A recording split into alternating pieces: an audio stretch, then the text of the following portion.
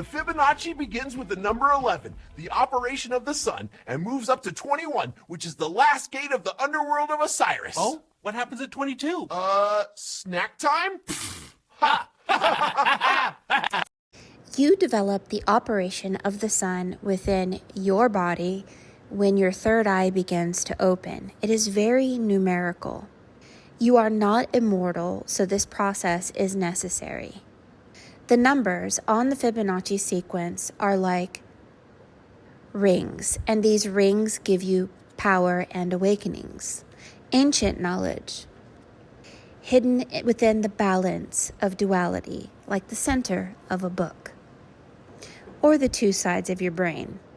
Osiris rules over the 21 gates of the underworld. When the Bible says that you have to be born again, 22 is the second flipping of the sun.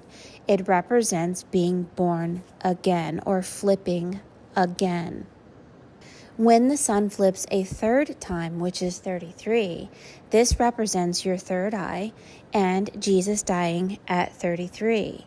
So the first gate out of the underworld of Osiris is 34, the resurrection of Christ within you. The Fibonacci sequence is called the white rabbit. And the reason it's the white rabbit is because your biofield is an embryo.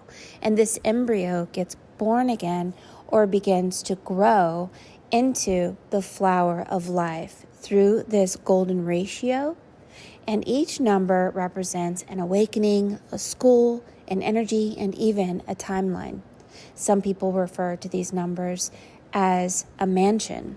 At 33, when your third eye opens, the third flipping of the sun, you enter into the name 1, which adds up to 34. You enter into the one infinite God. 1 adds up to 34. Neo, who followed the white rabbit from the Matrix, adds up to 34.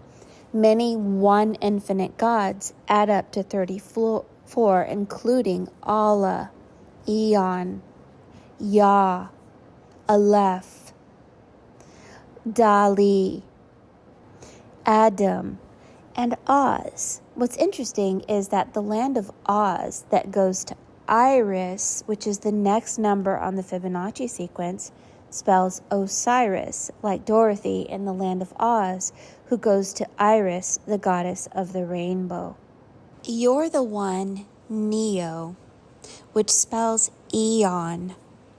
Also, not just one and not Neo, it also spells Eon, and Eon is a time.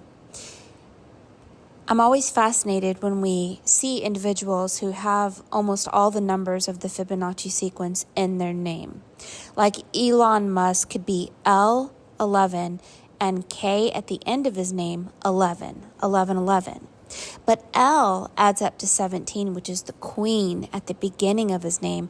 And the K at the end of his name represents the king, which is sun technology, right?